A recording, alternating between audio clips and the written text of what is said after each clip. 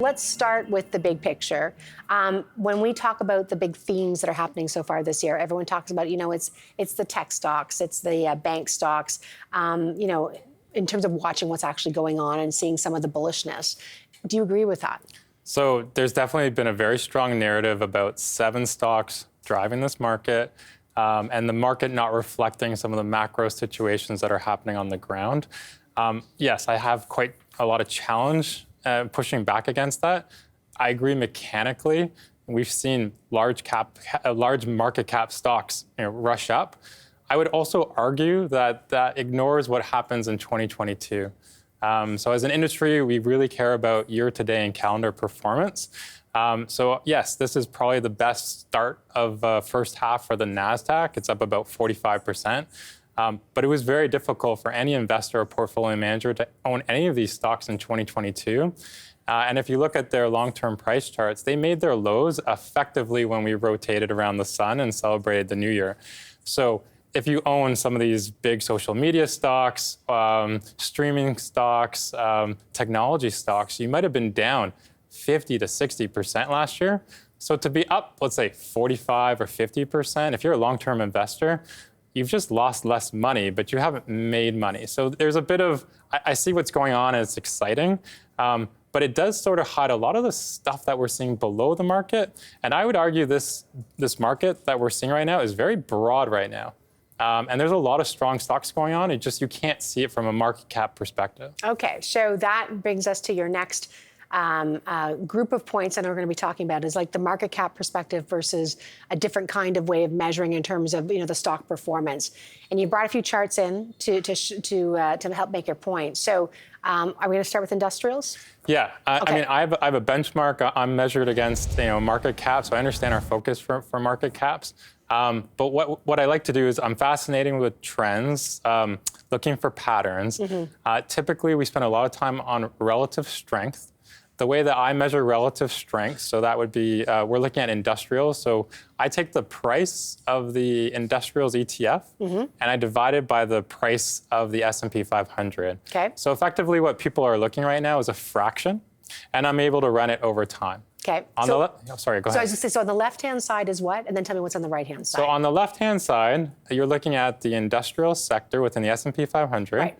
over the S&P 500, so the entire market, on a market cap basis. Okay. And when you look at the left-hand side chart, you'd say, ho-hum. There is not much relative strength within the industrials. In fact, maybe this aligns with the narrative that this market is only driven by 7 stocks. Mm-hmm. These industrial stocks are very tied to the economy. Data is weakening, and hence, therefore, this market shouldn't be believed. Okay. The right-hand side. Right. So if you look at the industrial sector, it's composed of 75 stocks. The top 10 stocks represent 40% of the weight. So if you get some conglomerates that are underperforming, if you get some rails underperforming, it really hides and distorts what's going on with the other 65 stocks. If we do this on an equal weight basis, so we treat every company equal, mm-hmm. and we divide that by every company in the S&P 500 equally, what you see is probably an extremely amazing chart of incredible bullishness within the industrial sector. What I would also point out is that this breakout that we're seeing started in March of 2022, which is roughly when the Federal Reserve and other central banks started their unprecedented hiking cycle, which theoretically should slow down these macroeconomic sensitive stocks. I'd also argue there seems to be a longer-term trend, with COVID sort of coming in between, mm-hmm. showing a secular story within industrials, but you just can't see it from a market cap perspective. It's distorted. And even within our portfolios, many of the stocks that either we own or we follow, we've noticed are either at 52-week highs or pushing to all-time highs. So looking at everything on a market cap basis would tell you, oh, there's nothing happening in industrials, but you've missed out on a ton of returns. What about, so, and when you talk about it might be painting a picture, excuse me, of a secular change or just some, what would be contributing to that? Like, what do you see? Because, hiking rates, people would think, okay, less economic activity, that hurts industrials, but what else could be on the other side of the ledger? Right, and I think industrials are an exciting sector in terms of portfolio and stock selection, but very difficult, I think, for people to understand because anything that doesn't fit into a category goes into industrial. So you have conglomerates, electrical components, machinery, you got the airlines, you got aircraft suppliers, professional services, a whole bunch of stuff. Big theme in terms of thematics, and we do care about secular trends. You've had underinvestment, so capital expenditure by companies for many years, so we're overdue for modernization. We've seen reshoring efforts. Some of it is just for decarbonization. If I don't have to ship my components across the ocean and I build it locally, I can save a ton of greenhouse gas emissions. Yeah. We've seen a lot of government, let's say, bills to help this. So we had the CHIPS Act. Yeah. So trade wars will help. Exactly. So we're building these billion-dollar semiconductor facilities that requires construction, building materials, all that type of stuff.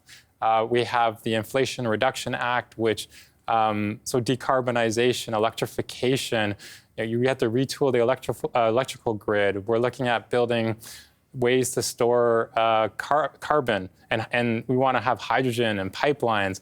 This requires infrastructure. This takes years to build, and these are being reflected in these stocks, and the stocks are getting rewarded for it. We've been talking about what's been happening in terms of the markets and how to examine those markets to understand the real strength of what's happening, underneath the indices sometimes, which can get distorted by big companies and what's happening. And Ben has told us a way that he was looking at industrials, but you've also done it with discretionaries. You've also done it with technology and also in healthcare, which I'm really interested in healthcare. So I want to get to all of them. But let's start with discretionary.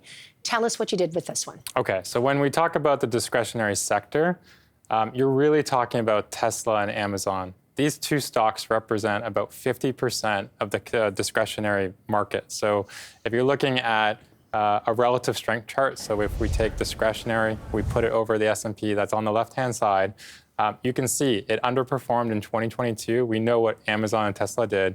And then we have a period of relative strength now for 2023. The rebound, yeah. And you'd say, yeah, that's 7 stocks driving the market. Yeah.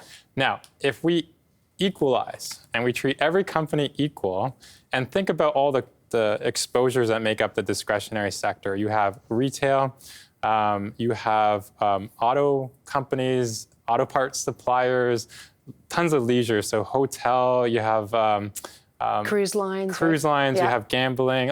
There's a whole bunch of stuff that make up discretionary. We treat that all equally. And you almost have a similar story to what we see in industrials. You see a breakout of activity and relative strength also, I would argue, since April of 2022. And it's funny, too, because we do see, I just think about when we talk about the airlines, they're all hitting highs right now. Lots of people traveling right now. So again, the same thing where there is strength. We are seeing consumer strength in there. And then you push, it gives you an opportunity to push back around some narratives about the health of the consumer, how they're dealing with the rise in interest rates. And again, this is about owning stocks, outperforming benchmarks over the long run. So it's a question of, yes, there are things that are happening and impacting people's pocketbooks. And then there's a different discussion about what's happening within the stocks. Yeah. Let's take a look at technology and what you saw there. Yeah, so again, I don't disagree with the narrative. You have Apple and Microsoft and NVIDIA. Those 3 stocks are roughly 60% of the technology index. But there's 65 stocks within the technology index. And so when we put market cap technology over the S&P 500, there is outperformance in technology. I don't think I need to convince anyone about that. What I find fascinating is you have a very similar chart when you treat everybody equally. And what that tells you is not just Microsoft and NVIDIA and Apple, just about every technology stock on average, be it big or small, is outbreaking and is showing strength relative to the market. It's interesting because when you look at these ones, those are probably the most similar sets. They look the same when you kind of put the 2 side by side. But again, it pushes back around this narrative that it's only just them. 3 stocks. Lots of technology stocks are showing strength. Yeah, the breadth is definitely there. Okay, finally, I want to spend some time on this one, which is healthcare. Yeah, so healthcare, massive outperformance in 2022, specifically in pharma stocks. We're going on this interest rate hike. We saw technology stocks come down, other growth stocks come down, and healthcare was your safe haven. And you get this sort of rise up, and we saw a tremendous breakout for all these healthcare companies. And so the narrative would be, well, while we saw it outperform, the story for 2023 is abandon all ships, do not own healthcare. And again, I would agree with this on a market cap basis. We've seen many medical device companies, medical supply companies. We've seen certain pharma companies all come off their highs and underperform. But if you treat every healthcare stock equally and get rid of this distortion of market cap, on the right-hand side, it paints a completely different picture. It really does, yeah. You really kind of see this, I would say, this whole secular trend that is really kind of starting to kind of drive up on the right-hand side. And is it just some of the smaller players? That it is, obviously, just some small, you're seeing the strength from those smaller players. And I'll ask you the same question I asked you about the industrials. What is the story, do you think, that's feeding that breadth that we're seeing? We have that slow-moving train of baby boomers, and we know when you hit a certain age, you consume more, let's say, more services and more. Things break, Ben. That's what happens. Right? You got to take more, drugs, so you consume more medical services. We've also had breakthroughs in innovation. Yeah. And so I would argue, when I look at a chart like that, I find it very exciting. We spend a lot of time in healthcare.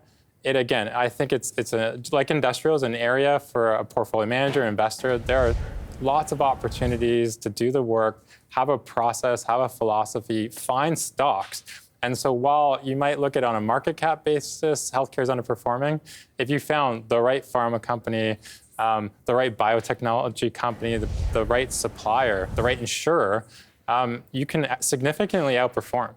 I think it was, not to put words in your mouth, but I know I was speaking with somebody last week talking about just the advances in AI. And again, that's a lot of it's priced in, but it's almost like the secondary advances that come from, developing new drugs, testing new drugs.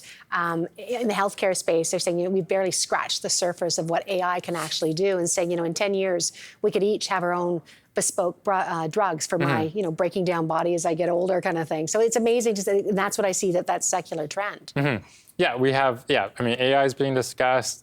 Just the fact that we're getting returns on the Human Genome Project, and we could see a drug this year that has a cure for sickle cell anemia, and that's going in and doing gene editing.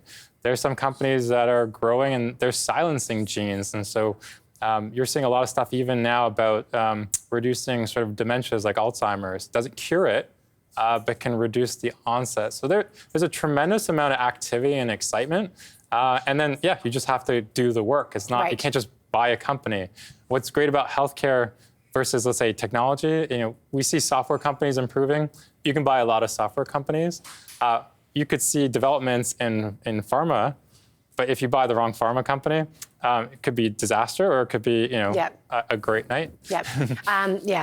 Last thoughts. Just because overall, I would say this feels bullish.